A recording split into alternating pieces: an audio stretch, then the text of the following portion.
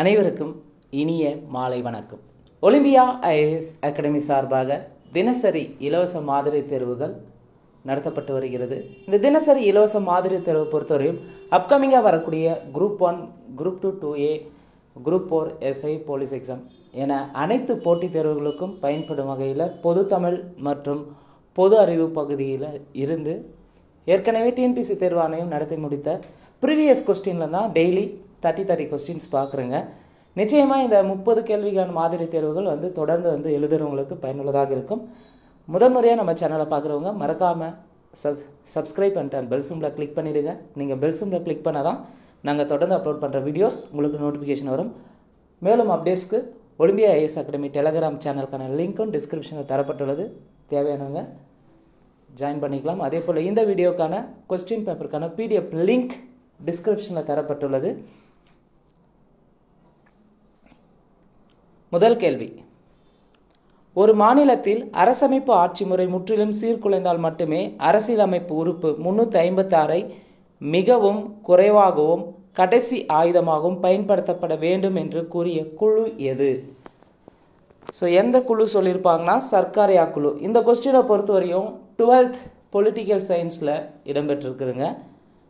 ஒரு மாநிலத்தில் அரசமைப்பு ஆட்சி முறை முற்றிலும் சீர்குலைந்தால் மட்டுமே அரசியலமைப்பு உறுப்பு 356 மிகவும் குறைவாகவும் கடைசி ஆயுதமாகவும் பயன்படுத்தப்பட வேண்டும் என்று கூறிய குழு சர்க்காரியா குழு. சர்க்காரியா குழு அமைக்கப்பட்ட ஆண்டு 1983, அறிக்கை சமர்ப்பித்தது 1988 வரும். புஞ்ச் குழு, மற்ற 3 குழுக்களுக்கான ஆண்டுகளை பார்க்கலாம். புஞ்ச் குழு 2007, ராஜமன்னார் குழு 1969 அமைச்சிருப்பாங்க, 71 அறிக்கை சமர்ப்பிச்சிருப்பாங்க.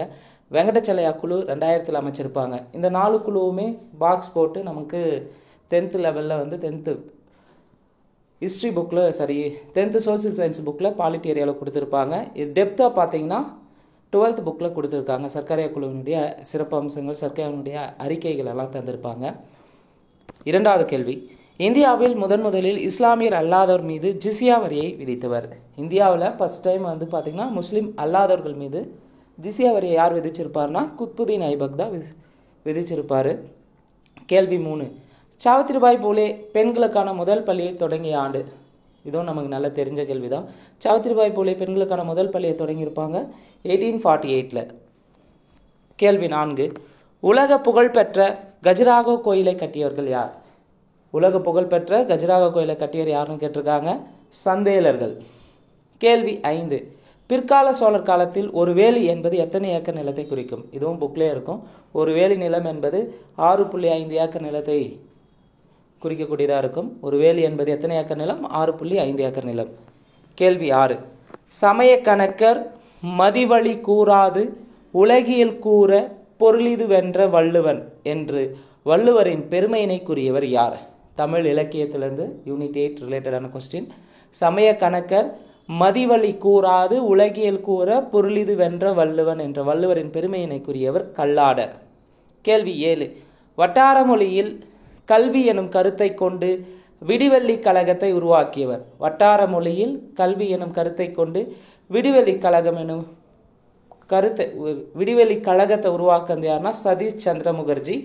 இது ஆங்கிலத்தில் டான் சொசைட்டின்னு சொல்லுவாங்க. இந்த கொஸ்டினை பொறுத்தவரையும் 12th ஹிஸ்ட்ரி புக்கில் இடம்பெற்றிருக்கும். சதீஷ் சந்திர முகர்ஜி 1902 இந்த அமைப்பை ஏற்படுத்தியிருப்பார். கேள்வி 8, சென்னை மாகாண தொழிலாளர் இயக்க நடவடிக்கைகளில் முன்னோடியாக திகழ்ந்தவர் மா சிங்காரவேலர். கேள்வி 9, பிரம்ம சமாஜ நாடகம் என்ற தலைப்பில் நாடகத்தை எழுதியவர் யார்? காசி விஸ்வநாதன். பிரம்ம சமாஜ நாடகம் என்ற தலைப்பில் நாடகத்தை எழுதியவர் காசி விஸ்வநாதன். கேள்வி 10, கால வரிசைப்படி எழுதுகன்னு கேட்டிருக்காங்க. அதாவது சென்னை மகாஜன சபை, பூனா சர்வஜனிக் சபை, அடுத்து சென்னை வாசிகள் சங்கம், பம்பாய் மாகாண சங்கம். இதுக்கான ஆன்சர் கீழே பார்த்திங்கன்னா டிஎன்பிசி கொடுத்ததில் ஆப்ஷன் தவறாக இருந்திருக்கும். சரியான விடை பார்த்திங்கன்னா 3, 4, 2, 1 தான் சரியான விடை. ஏன் அப்படின்னா சென்னை மகாஜன சபை எப்போ தொடங்கினாங்கன்னா 1884 மே மாதம் தொடங்கியிருப்பாங்க. தொடர்ந்து எம் வீரராகச்சரியர், ஜி சுப்பிரமணிய ஐயர், அனந்த சார்லு. பூனா சர்வஜனிக் சபையை பொறுத்தவரை 1870 1870 மகாதேவ் கோவிந்த ரானடே தொடங்கியிருப்பார். பூனா சர்வஜனிக் சபை 1870 மகாதேவ் கோவிந்த ரானடே தொடங்கியிருப்பார். சென்னை வாசிகள் சங்கம் 1852 பிப்ரவரி 26 கஜுலா லட்சுமி நரசு அவர்களால் தொடங்கப்பட்டது சென்னைவாசிகள் சங்கம் 1852 பிப்ரவரி 26. பம்பாய் மாகாண சங்கம். பம்பாய் மாகாண சங்கமும் 1852 ஆகஸ்ட் 26 தொடங்கியிருப்பாங்க. பம்பாய் மாகாண சங்கம் 1852 ஆகஸ்ட் 26. இதை தொடங்குறது யாருன்னு பார்த்தீங்கன்னா ஜெகநாத் சங்கர் ஷேத். அப்போ கால வரிசைப்படி சரியாக இருக்கிறது 3, 4, 2, 1. 12th புக்கில் இருக்கும் ஹிஸ்ட்ரியில். கேள்வி 11. திருக்குறள் உரையாசிரியர்களில் அதிகம் பதிக்கப்பட்ட உரை யாருடையதுன்னா பரிமேலழகர் உரையுடையது. 10 பேர் பதிச்சிருப்பாங்க. அதில் சிறந்தது பரிமேலழகர் உரை சிறந்தது.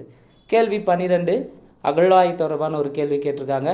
கீழடியில் கண்டெடுக்கப்பட்டுள்ள எழுத்து பொறிப்புகள் கொண்ட பானையோடு எந்த பானையோடு இருக்குன்னா எழுத்து பொறிப்பு கொண்டது தமிழ் பிராமி எழுத்து பொறிப்புகள் கொண்ட பானையோடு கிடைச்சிருக்கும். கேள்வி 13.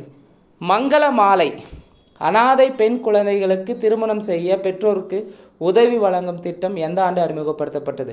மங்கள மாலை என்பது அனாதை பெண் குழந்தைகளுக்கான திருமணம் செய்வதற்காக வழங்கப்படும் ஒரு திட்டம். இந்த திட்டம் எப்போ தொடங்கினாங்கன்னா 2012-13. கேள்வி 14. தமிழ்நாட்டில் கட்டாய இந்தி திணிப்பை எதிர்த்து போராட்டம் நடத்தி முதலில் உயிர் நீத்தவர் நடராசன். தாளமுத்து இப்படி பார்த்திங்கன்னா தமிழ் மொழிக்காக போராடி இருப்பாங்க, சிறை சென்றிருப்பாங்க. அதில் முதல்ல இருந்தது நடராசன். கேள்வி 15. வேலு நாச்சியாருக்கும் அவரது மகளுக்கும் 8 ஆண்டுகள் பாதுகாப்பு கொடுத்தவர் யார்? திண்டுக்கல் கோபாலநாயக்கர். கேள்வி 16. 11th எக்கனாமிக் புக்லேருந்து கேட்டிருப்பாங்க. மக்கள் தொகையில் 1951 ஆண்டு நம்ம ஏற்கனவே டெஸ்ட்டில் பார்த்துருப்போங்க, நம்ம ரெகுலர் டெஸ்ட்லேயே. மக்கள் தொகையில் 1951 ஆண்டு டேஸ் எனப்படுகிறதுன்னு கேட்டிருப்பாங்க. சிறு பிளவு ஆண்டு. சிறு பிளவு ஆண்டுன்னு 1951, பெரும்பிரிவினை ஆண்டு 1921, மக்கள் தொகை வெடிப்பாண்டு 1961. கேள்வி 17. 6 முதல் 14 வயது வரையிலான அனைத்து குழந்தைகளுக்கும் இலவச மற்றும் கட்டாய கல்வியை அரசு வழங்க வேண்டும் என்று இந்திய அரசியலமைப்பின் எந்த பிரிவு அறிவிக்கிறது? ஸோ ஆர்டிகல் 21 என்ன சொல்லுதுன்னு பார்த்தீங்கன்னா 6லேருந்து 14 வயதுக்கு உட்பட்ட அனைத்து குழந்தைகளுக்கும் இலவச மற்றும் கட்டாய கல்வியை கவர்மெண்ட் தரணும்னு சொல்லியிருக்கும். Article 21A RTA act 2009 right to education act RTE right to education act 2009. கேள்வி 18. மக்களவையில் மிகுதியான உறுப்பினர்களை கொண்ட மாநிலம் எது? மக்களவைனாவே அதிகமாக இருக்கக்கூடிய மாநிலம் எதுனா உத்தரப்பிரதேசத்தில் தான் இருக்குது. உத்தரப்பிரதேசத்தில் மட்டும் மக்களவை தொகுதி 80 தொகுதிகள் உள்ளன. மகாராஷ்டிராவில் 48 தொகுதி இருக்குது. வெஸ்ட் பெங்காலில் 42 இருக்குது. மத்திய பிரதேசத்தில் 29 தொகுதிகள் உள்ளன. கேள்வி 19. கீழே கொடுக்கப்பட்டுள்ள விவரங்களை பயன்படுத்தி பட்டியல் 1 மற்றும் பட்டியல் 2 பொருத்தி சரியான இணையை தேர்வு செய்கன்னு கேட்டிருக்காங்க. ஸோ ஆளுநருக்கான அதிகாரம் ஆர்டிகல் 155. அமைச்சர்கள் குழுக்கான அதிகாரம் ஆர்டிகல் 163. முதலமைச்சரின் பணிகளை பற்றி குறிப்பிடுவது ஆர்டிகல் 167. மாநில சட்டமன்ற மேலவை ஒழித்தல் அல்லது உருவாக்குதலை பற்றி சொல்கிறது பிரிவு 169. ஆளுநருக்கான அதிகாரத்தை சொல்கிறது பிரிவு 155.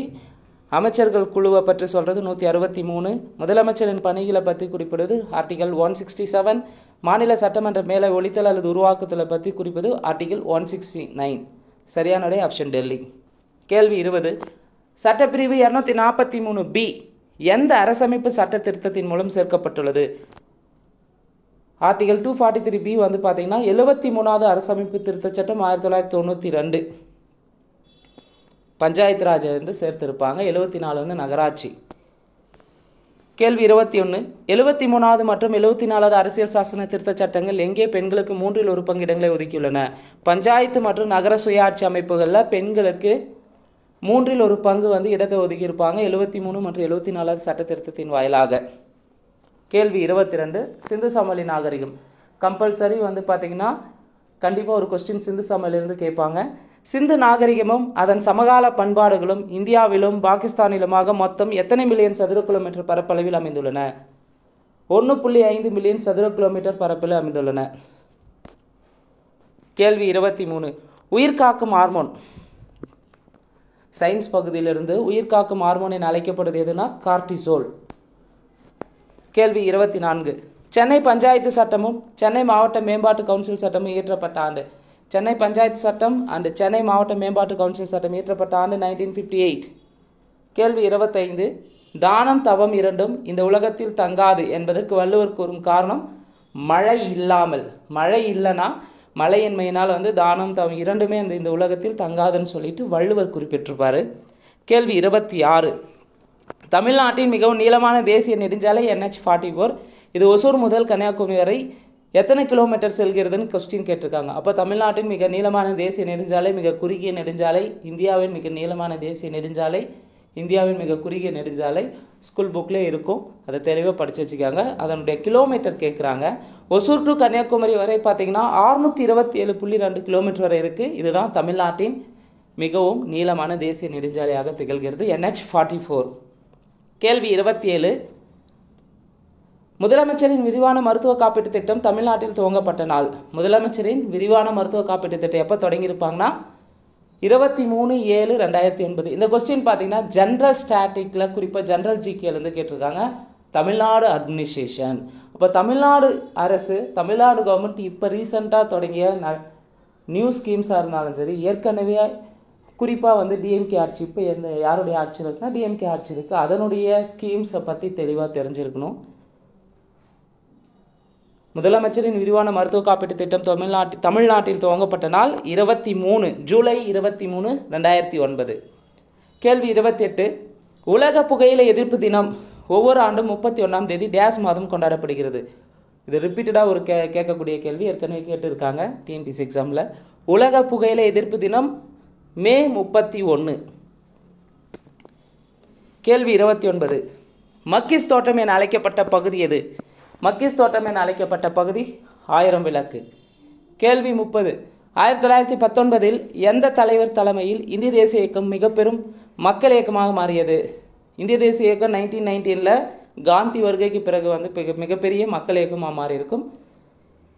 இந்த வீடியோ பொறுத்தவரையும் ஜென்ரல் ஸ்டடீஸ்லேருந்து 30 கேள்வி ஏற்கனவே கேட்ட டிஎன்பிசி தேர்வாணையம் கேட்டிருந்த தேர்விலிருந்து நம்ம பார்த்துருக்குறோங்க. இந்த வீடியோ உங்களுக்கு பிடிச்சிருந்தால் லைக் பண்ணுங்கள், கமெண்ட் பண்ணுங்கள். மறக்காமல் டிஎன்பிசி எக்ஸாமுக்கு ப்ரிப்பேர் பண்ணுறவங்க ஃப்ரெண்ட்ஸ்க்கு ஷேர் பண்ணுங்கள். நன்றி, வணக்கம்.